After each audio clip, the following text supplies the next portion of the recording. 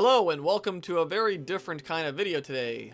This is one that I've wanted to make for quite some time, but I haven't had much free time, and now I have a lot of free time. Would you look at that? So today we're talking about the dangers of bad journalism. Yeah, we've been in quarantine for like a day, and I'm already like trying to be a full-scale journalist here. But no, the real reason I think this video is important is to cover some different, websites and different writers that have talked about the Kurt fiasco that went down maybe like a couple of weeks ago. The reason I think this is really important, and it's something that gets brought up a lot. People ask me, hey Nelly, like, why don't you cover other like news, esports, whatever. Truthfully, I don't have a high enough understanding of a lot of things. If I were to gain some sort of, knowledge of a game or sport, whatever, let's talk about it. Like, I'll talk about UFC. I've watched like 10,000 UFC events, but I still know nothing about fighting. But, at least I have a little bit of knowledge there. I'll tell you about like results, about why a certain guy won, whatever it may be. But when we start, having people that have literally no idea what they're talking about enter our stratosphere because the story is too big and they have to cover it. And the reason media companies cover these stories obviously is because, well, the Kurt situation, for example, that blew up. That was like international news almost. So it's easy views, it's easy money. I mean, that's kind of the reason why my videos are actually doing so well as well. If a kind of a big topic, happens, my video is one of the first ones to come up on the, search engine. So that's exactly how like the news media works, not just with gaming, but with any type of news. So let's talk about a few different websites and how they handle their business. So let's start with talking about the really, I think good websites that covered it or did a good job. I wouldn't say websites because I don't know the rest of their articles, but I would say these articles are relatively fair. Both BBC News and Dexerto. Oh, I don't know if I said that right. That's how you know I'm not a real professional journalist out here. They did a pretty good job. They kind of like kept their opinions out of it. That is not what Nelly News is about. I give you my opinion.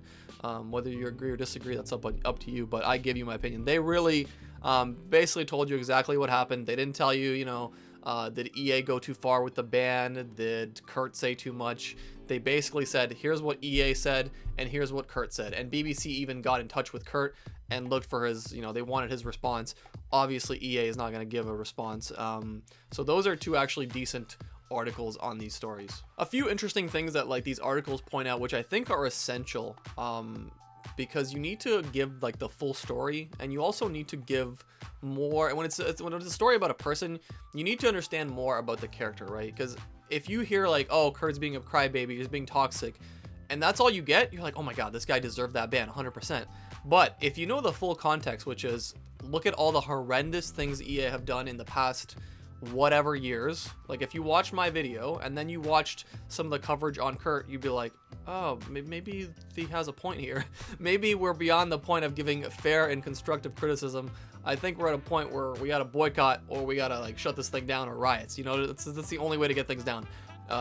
If this was like France, for example, if EA had a studio, if their studio was in France and French people play this game, a lot of them, they'd already have riots in the streets. They already have protests. So, but here's a few different things that they got from Kurt that I really like. Just my opinion, albeit harsh opinion, on everything EA has been doing wrong, but I guess in today's world, you can't even give them that, Kurt told BBC. The only explanation is I became too much of a threat to a company which has an obligation to provide a decent football game for football fans worldwide, but in the past few years has stopped caring about us and is only interested in making money. Several gamers posted messages of support to Kurt on Twitter. See, that's also another big thing that some of these articles don't cover. They don't cover the rest of the community's reaction. So one guy being toxic might be your outlook on a topic, but if you look at the comments, 98% of the people agree with him. EA has crossed the line. They've gone too far. We're beyond the point of being polite and saying, constructive criticism. Although I think that's the most effective way to do it, and I don't agree with a lot of things Kurt has done. It's not necessarily, hey, he's toxic, 100% ban, he's in the wrong, he should just have like no voice in this topic because he called someone a rat. Like, calling someone a rat is not a good enough reason to avoid any obligations. Eurogamer is an interesting one, and it brings up this point that I want to talk about: context and editing and choosing to leave certain parts out and then keep certain parts in, which is something that someone in my video commented, hey, why did you conveniently edit the Fiji clip where, the scripting, right? Why are you trying to push an agenda? So this person, based on 13 seconds, has assumed that I have an agenda and that clip was not associated with the rest of that clip, when he said, basically, I show you 2 like scripted moments, and then I show you the aftermath, which is him saying that was totally scripted. In between, there is a goal that happens and proves my point even further. The only reason I didn't use the full clip is because it had like Eminem music and it was copyright. So don't assume you know everything. Don't assume I assume like I know nothing most of the time, and I just give you my opinion, and then if I find more information and my opinion gets changed by certain events, I'm more than willing to come out and say, hey, I got this wrong, or I didn't know the full story, or I maybe jumped a little quick to a conclusion. I'll admit my faults. Here's a real issue here with this Eurogamer piece, or this sentence, I guess, that they have. EA's FIFA community managers have for some time now suffered harassment, verbal abuse, and even death threats on social media as the game's toxic community has grown increasingly exaggerated about the state of the game. Okay, that's fair. That's one fair sentence. Let's keep going. With the release of FIFA 20, this toxicity was fueled by issues with career mode. Okay, let's see. But it subsequently come to encompass other aspects of the game as well. There's a lot of missing information there. What happened with career mode? Tell the people that the career mode was completely broken and that EA was like denying people refunds. You can't just choose to leave certain parts out, because that really makes Kurt seem more evil than EA, which is a ridiculous rhetoric, right? The community managers have suffered harassment. Why have they suffered harassment? Talk about that. Because they lie about a lot of things. Patch notes, gameplay updates, all kinds of like features. They lie through their teeth every other day. You know, this is information that you need to keep out. I'm not even a journalist. I have an engineering degree. Why am I teaching journalists how to do their job? It's really weird. But this is a very, I would say, like, it's not the worst article. We'll talk about the worst one like shortly. But this is one of the worser ones out of like the 10 I've selected today. Alrighty, the final, I guess, I'm not going to talk about the other ones. IGN, I really can't take them seriously when they give FIFA every year like an 8 out of 10. So to me, IGN is a website I can't even read the article and take seriously, you know what I mean? I don't even want to look at it. So let's talk about Kotaku, because Kotaku is particularly bad here. They earlier made a mistake. I think it was like a couple weeks ago. King Amenya pointed out that one of their writers thought that Kurt was in his diss video, like that was Kurt making that diss video. It seems like they've update on February 26th. The story originally contained a link to a diss track video reporting that Kurt had collaborated on it. He was only featured in it, so the video has been removed. Well, wait a minute. You've conveniently chosen to leave a part out. In the first written part of this article, you wrote, a few days ago on February 15th, Kurt appeared with an alien mask in his diss track entitled Little Rats. In the past, he referred to EA as rats.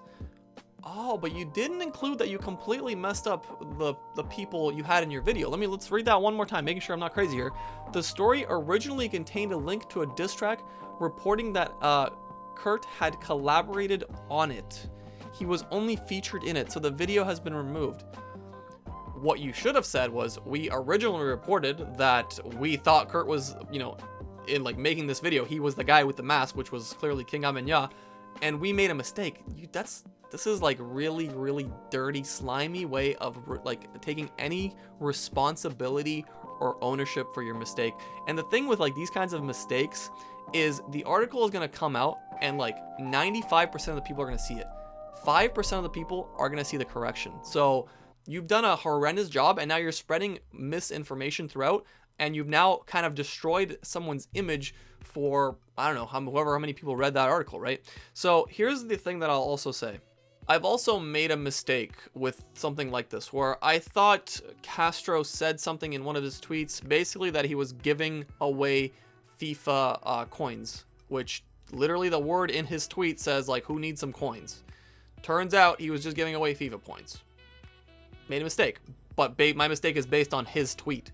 Even with that, I don't want to be spreading like false information. So I retweeted, hey, turns out I talked to some people that, you know, won his giveaway, or, you know, he slid into their DMs. He actually gave them FIFA points. The difference would be, like, if he gave them coins, that's against EA's terms of service, which would mean that their biggest content creator is violating terms of service. Massive oopsie, that could be, potentially. I'll own up to the mistake. I've even made a video where I say, hey, here's all the mistakes I've made that I remember that you guys, not even I remember, a lot of you guys pointed out. And I just said, hey, yeah, that's right, that's a mistake. If I make a big mistake in my video, I usually pin the first comment. Like, That's all you can do. That's the best you can do. We're not human, like we're not perfect humans, right? Everyone makes mistakes. But this kind of mistake is really bad because if you read the rest of the article, it's pushing a very clear agenda, which is a big issue. Shortly after this ban, a number of EA Sports employees had their Twitter accounts hacked, while Kurt was telling viewers on his YouTube channel extremely normal things like, in reality, every single one of these employees who has worked on the last couple of games should be unemployed right now. That's not that crazy. I mean, I'm sorry, but the game has been bad for 3 years. It still has a manipulative pay-to-win system in it. There's a billion problems I've listed in my video. That's not that crazy of a statement. Like, you should be held accountable. If I design a faulty, part in a vehicle and the vehicle crashes, I'm held responsible. That's my job. Do you know what I mean? So this is really awful journalism. So anyways, it goes on to say, and it's about damn time you start caring about us. We deserve justice. We deserve a damn football game. Those aren't crazy statements. That's not abuse. That's a fair sentence. That's not, you're building this narrative about him being this like villain. And I've said this 1,000 times. I'll say it again. I don't agree with a lot of things Kurt says and how he does it. But there are times where he says stuff where I think it's warranted. Here's another big thing. I don't know how many people know. I've talked about this before. In the earlier days of this, like making these news videos, I was still kind of a noob, let's say, and I didn't really know how to go about certain things. In the earlier stages, did I want to just, report on the news, not give my opinion, blah, blah, blah, all over the place. But I was reporting a lot of articles, and I mean, a lot of things I was agreeing with Kurt, like not just solely because like I was trying to like suck him off or anything. I just fully agreed with what he was saying. Then down the road, a bunch of things happened. I didn't necessarily agree with them. Regardless, during that time, he like literally went in my DMs and he's like, "Hey, dude, like if I make a mistake, rip into me." And I was like, that's interesting. I didn't expect that. So that kind of like, that's a big character trait. To me, that was a big moment. Whether I agree or disagree with a lot of things he says or does, I respect that he's like, call me out if you disagree. So like, that's a big deal. I think you won't find a lot of people that say that. So I really respected him saying that. Very much. And then I would proceed to like, I think I made a roast for like a minute in one of my videos. I just ripped on him. But regardless, so what is the consequence of really bad journalism like this? Well, let's go to the comments and let's find out. Thankfully, I've never heard of this guy before, but it seems to me that he's a miserable piece of shit and he's got what he's deserved. Good riddance, garbage boy. A good take here. This guy sounds like more than your typical flavor of toxic male jackass, and instead you have a full-blown basket case. This is the problem. This is the real big problem. Maybe there's only like 20-30 comments that have, fully embraced this article, but maybe there's thousands of, readers that now have a lot of false information and don't know the full story. And to me, the real, crime here is for people to even entertain the idea of defending EA at this point, because the evidence, it's overwhelming with how horrendous things have been with the company. And, like I said, pay to win, mental health, gambling with children. I don't know what could be worse, to be honest. So I really hope a lot of these articles, a lot of these people that have zero knowledge about FIFA community, just like simmer down. I know you're gonna they're not gonna, but this is the same reason why I don't want to get into reporting stuff that I don't know about. I don't want to start talking about like COD scene or whatever. I don't know anything about it. This is what I know. I've been doing FIFA for years. I've been playing FIFA since like 2013. Okay, so I have a very good knowledge of not only the community, the game, almost every aspect of this business. So I don't know. I thought it'd be an interesting video to bring to you guys, to give you another perspective of, other people that are covering stories. I think it gives you a good insight of what the problem is here, and just to like use your brain a little bit, give other people, take other opinions into account. If you're reading just Kotaku, it's just like reading like Fox News. Like, you're not going to get good information. So I don't know. It was a different video, something new. I hope you guys enjoyed. I hope you stay safe, and I'll see you next time. Peace.